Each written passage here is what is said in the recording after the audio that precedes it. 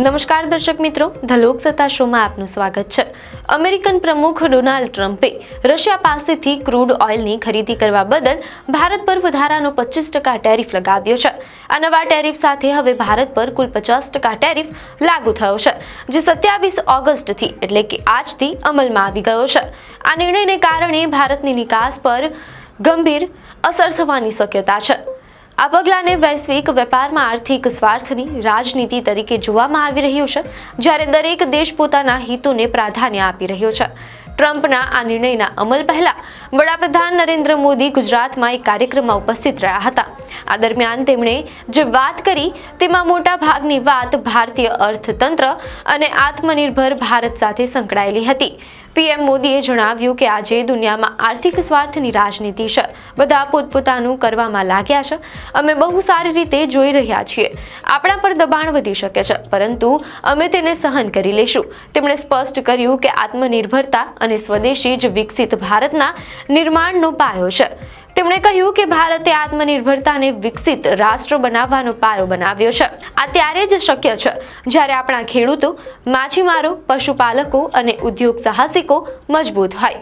વડાપ્રધાને ખાતરી આપી કે તેમની સરકાર નાના ઉદ્યોગ સાહસિકો, ખેડૂતો, દુકાનદારો અને પશુપાલકોના હિતોનું રક્ષણ કરવાનું ચાલુ રાખશે। ટ્રમ્પનો આ નિર્ણય રશિયા યુક્રેન યુદ્ધને રોકવા માટે રશિયા પર દબાણ લાવવાના પ્રયાસ રૂપે જોવામાં આવે છે, પરંતુ ભારતે પોતાની ઉર્જા સુરક્ષાને પ્રાથમિકતા આપીને રશિયા પાસેથી ક્રૂડ ઓઇલ ખરીદવાનું ચાલુ રાખ્યું છે।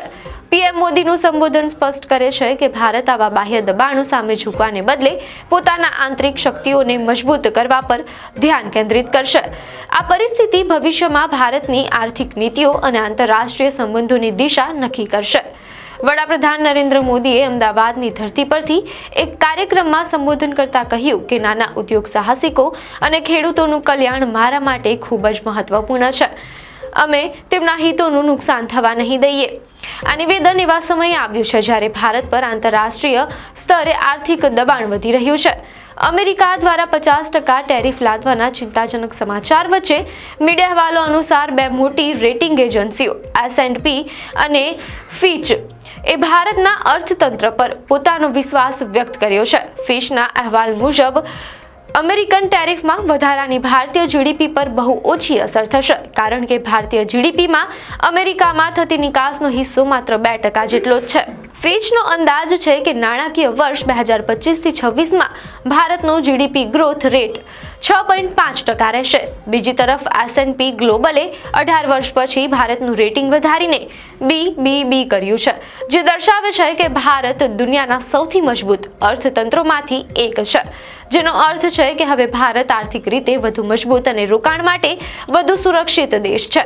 આ રેટિંગ વધારો એક મોટી સિદ્ધિ છે। જો કે મેકિન્સે ગ્લોબલ ઇન્સ્ટિટ્યૂટના એક અહેવાલ મુજબ 2050 સુધીમાં દુનિયાના કુલ વપરાશમાં ભારતનો હિસ્સો વધીને 16% થઈ શકે છે। જો કે મેકિન્સે ગ્લોબલ ઇન્સ્ટિટ્યૂટના એક અહેવાલ મુજબ 2050 સુધીમાં દુનિયાના કુલ વપરાશમાં ભારતનો હિસ્સો વધીને 16% થઈ શકે છે, જે 2023માં માત્ર 9% હતો। આ અંદાજનું મુખ્ય કારણ ભારતની મોટી અને યુવા વસ્તી છે, જેની ખરીદ શક્તિ સતત વધી રહી છે। 2050 સુધીમાં માત્ર અમેરિકા જ 17% હિસ્સા સાથે ભારતથી આગળ રહેશે। મીડિયા અહેવાલો અનુસાર ભારતીય અર્થતંત્રની મજબૂતીનો એક મોટો સંકેત જીએસટી કલેક્શનમાંથી થઈ રહેલો વધારો છે। મે 2025માં જીએસટી કલેક્શન 16.4% વધીને ₹2.1 લાખ કરોડ થયું, જે મે 2024માં ₹1.72 લાખ કરોડ હતું। એપ્રિલ 2025માં કલેક્શન ₹2.37 લાખ કરોડના રેકોર્ડ સ્તરે પહોંચ્યું હતું। આ આંકડા સ્પષ્ટપણે દર્શાવે છે કે ઘરેલું બજારમાં માંગ મજબૂત છે અને લોકોની ખરીદ શક્તિ વધી રહી છે। એશિયન ડેવલપમેન્ટ બેંક ADBના અહેવાલ મુજબ ઘરેલું માંગમાં મજબૂતી અને સારા ચોમાસાને કારણે આ વર્ષે આર્થિક વૃદ્ધિ 6.5% રહેશે। આ સાથે ફુગાવાનો દર પણ નિયંત્રણમાં છે, જે RBIના લક્ષ્યાંકિત શ્રેણીમાં આવે છે। મીડિયા અહેવાલો અનુસાર ભારત સરકાર પણ અર્થતંત્રને વેગ આપવા માટે ઇન્ફ્રાસ્ટ્રક્ચર પર વધુ ખર્ચ કરી રહી છે।